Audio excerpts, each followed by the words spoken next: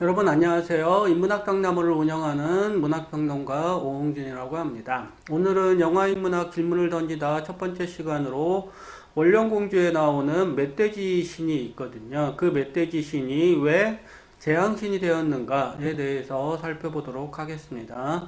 이 강좌는 영화에 대한 강좌가 아니라요, 영화 속에 나타나는 다양한 이야기를 인문학적으로 재해석하는 이야기예요. 그래서 부제가 질문을 던지다잖아요. 그러니까 각 부분마다 어떤 질문을 던진 다음에 그 질문에 대한 해석을 통해서 이 영화가 지금 이 사회에 대해서 어떤 인문학적 성찰을 던지고 있는가, 그런 점에 대해서 살펴보는 강좌라고 생각하시면 될 것 같아요. 제가 첫 번째 시간으로 원령공주를 선택한 이유는 모노노케 히메 같은 경우가 원제잖아요. 이 작품을 선택한 이유는 자연과 인간의 대립 문제 있잖아요. 그러니까 일방적인 폭력이죠. 인간이 자연에 대해서 일방적인 폭력을 행사하고 있는데 그런 문제에 대해서 이 작품만큼 깊이 있게 다룬 작품이 없다고 생각해서 그럽니다. 그래서 일단 이 작품을 통해서 지금 우리가 자연에 대해서, 우리 인간이 자연에 대해서 얼마나 끔찍한 폭력을 행사하고 있는지 그런 점에 대해서 성찰을 해보셨으면 좋겠습니다. 그럼 이 영화에 대해서 간단히 알아보도록 하겠습니다. 1997년에 제작된 일본 애니메이션 모노노케 히메, 우리말로 원령공주죠. 모노노케 히메는 인간 문명으로부터 숲 자연을 지키려는 생명전사들의 힘겨운 삶을 그리고 있습니다. 여기에 나오는 생명전사들은 인간과 동물을 망라하는 거예요. 뭐 인간은 그 왼쪽에 아시카와나 오른쪽에 산이 있죠. 두 사람이 대표를 하는 거고, 동물들 같은 경우는 뭐 돼지를 대표하는, 멧돼지를 대표하는 오코토나 아니면 들개를 대표하는 모노 있죠. 뭐 그런 전사들이 모여서 자연을 지키는 그런 영화라고 볼 수가 있겠죠. 에미시 조개 후계자 아시타카와 인간에게 버려진 채 거대한 들개이신 모로의 딸로 자란 산이 이야기의 중심에 배치되어 있습니다. 자, 이 작품을 제대로 감상하려면 다음 두 가지 항목을 알아두는 게 좋습니다. 우선 이 작품에는 수많은 신이 나옵니다. 여기서 말하는 신은 유일신이 아닙니다. 신성한 숲의 신인 시시로부터 그 숲을 지키는 온갖 정령들에 이르기까지 지금 배경화면으로 나온 게 정령들이에요. 이 작품에 나오는 신들은 하나같이 생명이 깃들어 있는 기, 에너지와 같은 거죠. 그거와 같은 존재들이라고 할 수 있습니다. 그래서 여러분들이 일단 이 작품을 볼때 이 작품에 나오는 신 같은 경우를 유일신으로 생각하면은 작품 자체가 상당히 재미가 없어요. 근데 모든 사람 속에 내재된, 모든 동물 속에 내재된 존재로서 어떤 신 있잖아요. 내재적인 신, 그런 의미로서 신을 보게 된다면 이 작품 같은 경우가 상당히 가치 있는 그런 영화로 거듭날 수가 있는 거겠죠. 자, 다음으로 반문명을 주창한다고 해서 문명을 반대하는 게 아니라는 점을 알아둘 필요가 있습니다. 일반적으로 반문명은 문명에 반대한다 이렇게만 생각하는데요. 문명 자체에 반대한다기보다는 어떤 문명인가라고 되묻고 있는 거죠. 인간이 중심에서 문명은 자연을 문명 바깥으로 축출함으로써 인간을 지배 권력의 정점에 세워버렸습니다. 그러니까 피라미드 구조가 있으면 제일 위에 인간을 세워버렸다는 얘기죠. 이 영화에 나오는 재앙신은 인간의 폭력, 그 총이죠. 총으로 상징되는 거. 인간의 폭력에 저항하는 생명들의 분노를 상징합니다. 인간이 변하지 않으면 결코 생명세계 또한 변할 수 없다는 말입니다. 그러니까 피라미드 구조가 있으면 그 위에 이미 인간이 서버렸잖아요. 과학 문명을 통해서. 그러면은 결국 그걸 통해서 나오는 온갖 문제점들을 해결할 수 있는 어떤 수단 같은 경우도 결국 인간을 통해서 나올 수밖에 없겠죠. 근데 그 인간이 만든 수단이 과학기술을 통해서 그런 것들을 극복할 수 있느냐? 또 그건 안 되겠죠. 그러니까 지금까지 인간이 만들어 온 문명에 대해서 성찰을 하지 않으면, 그죠? 성찰을 하지 않으면 인간과 자연의 어떤 대립 구조는 결코 허물어뜨릴 수 없다라고 저는 생각을 합니다.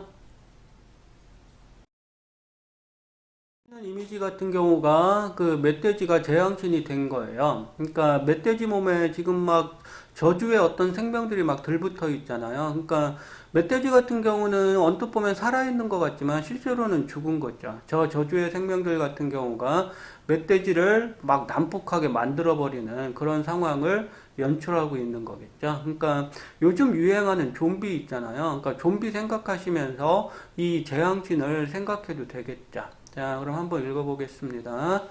영화가 시작되면 재앙신이 된 멧돼지가 에미시족의 마을을 공격하는 장면이 나옵니다. 죽은 멧돼지에게 저주받은 생명체가 들붙어 있습니다. 그 보이시죠? 저주받은 생명체의 조종을 받는 멧돼지는 재앙신이 되어 몸이 닿는 장소마다 폐허로 만들어 버립니다. 그래서 영화를 쭉 보시면 이 재앙신이 닿는 모든 곳이, 재앙신의 몸이 닿는 모든 곳이 폐허로 변해버리거든요. 그러니까 이 마을 같은 경우도, 에미시족이 사는 마을 같은 경우도 이 재앙신이 오면 어떻게 되겠어요? 마을 자체가 쑥대밭이 돼버리겠죠? 그러니까 그런 상황 자체가 결국은 동물의 잘못이 아니라 인간이 그렇게 만든 거란 얘기죠. 지금 이 멧돼지 같은 경우는 인간이 쏜 총에 맞고 결국은 재앙신이 되는 거거든요. 그러니까 인간이 멧돼지를 재앙신으로 만들면 그 재앙신은 인간의 마을을 공격한다는 얘기죠. 부메랑이 되어서 결국은 인간의 삶 자체가 얼마나 비극적으로 바뀔 수 있는지 그런 점을 잘 보여주는 부분이다. 이렇게 정리를 해두면 좋겠습니다.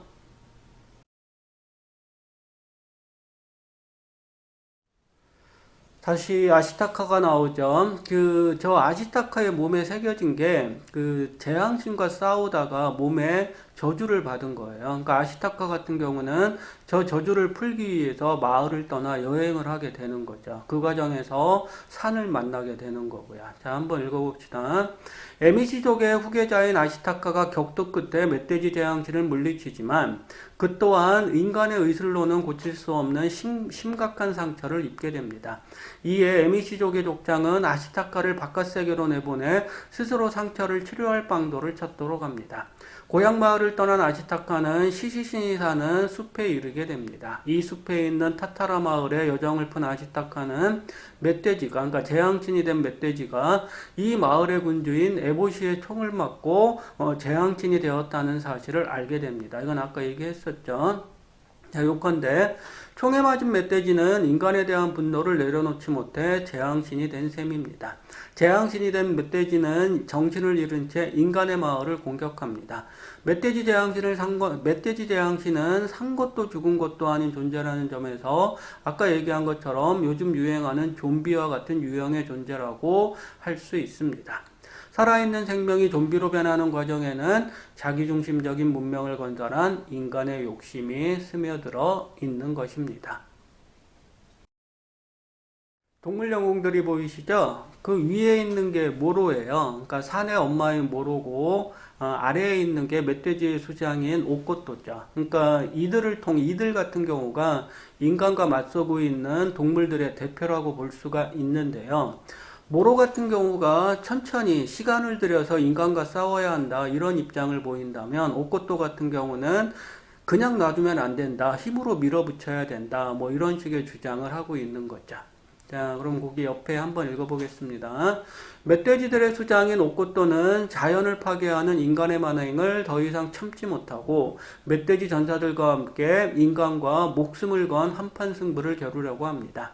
거대한 들개의 신인 모노가 말리지만 인간에 대한 분노를 뼛속 깊이 새긴 오코토는 지금 이게 중요한 거예요. 인간에 대한 분노를 뼛속 깊이 새겼으니까 죽어서도 문제가 되는 거죠. 죽어서도 저승으로 제대로 가지 못하고 이승에 남아서 인간을 또 죽이려고 하는 그런 식의 저주받은 신이 될 수밖에 없다는 얘기죠. 그래서 그 오코토는 종족의 보존을 위해서라도 인간과 맞서야 한다고 주장합니다. 이게 참 슬픈 거죠. 종족의 보존을 위해서 목숨을 건다는 것 자체가 참 슬픈 이야기인 거고, 그 슬픈 이야기를 인간이 만들어냈다는 게 더 슬픈 이야기가 되겠죠.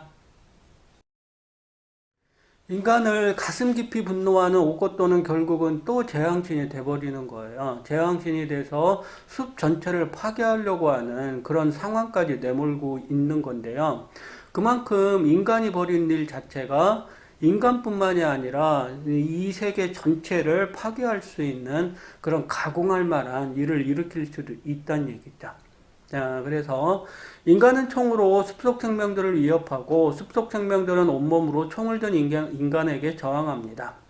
인간이 자연 생명을 파괴한 자리에 문명을 세우는 순간 인간은 더 이상 다른 생명과 공존할 수 없는 존재가 되어버립니다. 인간을 향한 옥고토의 분노는 상상을 초월합니다. 총에 맞아 죽은 그는 재앙신이 되어 숲 전체를 파괴하려고 합니다. 숲이 파괴되면 인간은 어떻게 되는 것일까요? 인간은 총과 같은 이기로 자연을 이기려고 하지만 그것은 자연이 인간 삶의 조건이 되는 상황 속에서만 가능할 뿐입니다. 그러니까 자연이 파괴되면 인간도 죽을 테니까요. 풍요로운 문명의 이면에 가려진 인간의 이기심을 이를 통해 돌이켜봤으면 좋겠습니다.